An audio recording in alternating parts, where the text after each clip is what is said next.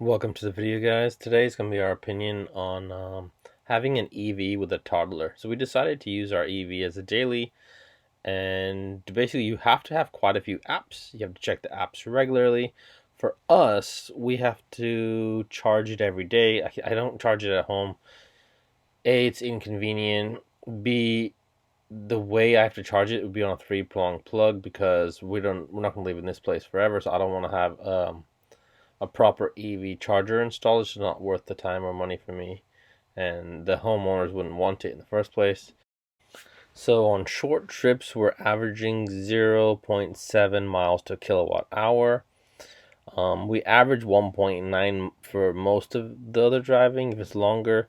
But you can see, based on those things, we do have to charge quite a lot each day. Just for a 25-mile round trip, I'm putting in 21 kilowatts of energy. That 21 kilowatts of energy takes quite a while. It depends on the speed that you have closest to you, the chargers.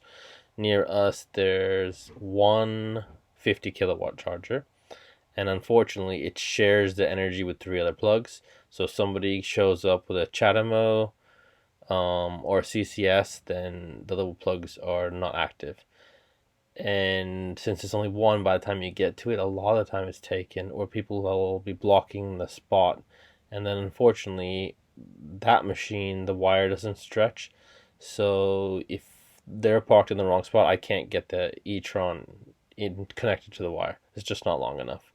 So that's another problem. And you have to constantly check the apps.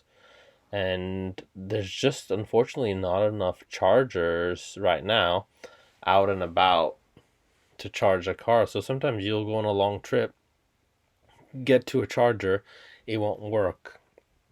You can go to a second charger, it doesn't work, or it's blocked. It's blocked by like normal conventional diesel or petrol vehicles, and then you'll just have to chance it to get back home.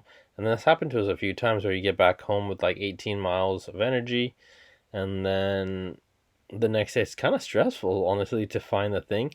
And then since we have a small child, you can't sit at the chargers for that long. She just loses interest. So what I try to do is go grocery shopping or whatever, but those chargers are very, very slow. So for this charger, you can see it would take me 28 hours and 22 minutes to get to a full charge. And the e-tron actually can charge very quickly. Some of the chargers actually slow down once you get to 80%. The Audi e-tron doesn't. It slows down just minutely, but I can still charge up to 100 kilowatts. But unfortunately, there isn't any 100 kilowatts near me. The one at IKEA is a 50, so that's okay. There's one at a restaurant that's a 50. Those are a little further out for us, so it's not worth it unless you're going to those locations. And all the other chargers near us are 11 kilowatts or 7 kilowatts. There's more 7 kilowatts than 11. There's only two 11 kilowatts near us, and that's like 25-minute drive, and they fill up very quickly. And then when we're there, I've got to entertain a toddler, so it's kind of hard. She's only going to want to sit in the car for a little while.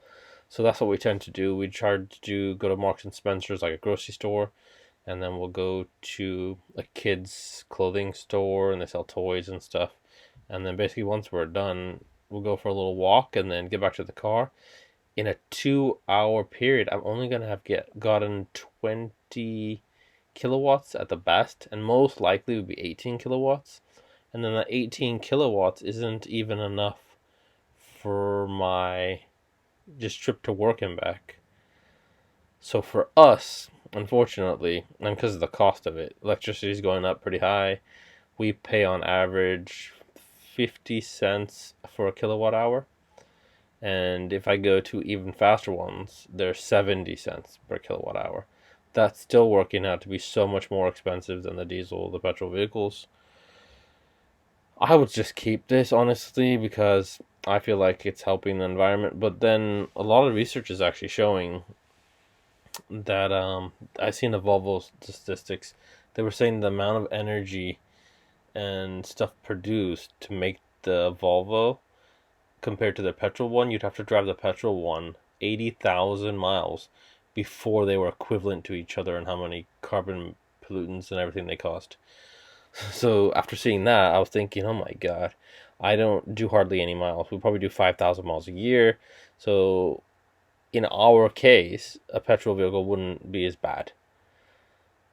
But I did want to give it a go, and honestly, I've given it a go, and the infrastructure just isn't there. I think by 2030 they'll have more chargers, because right now you're struggling to find a charger if you can only charge outside. Thank you guys for watching, and I will see you next week. And hopefully this helps you if you were thinking about getting an EV, or if you already have one and you don't know what to do. But I put my apps up here, which I use, and I'll see you guys next week.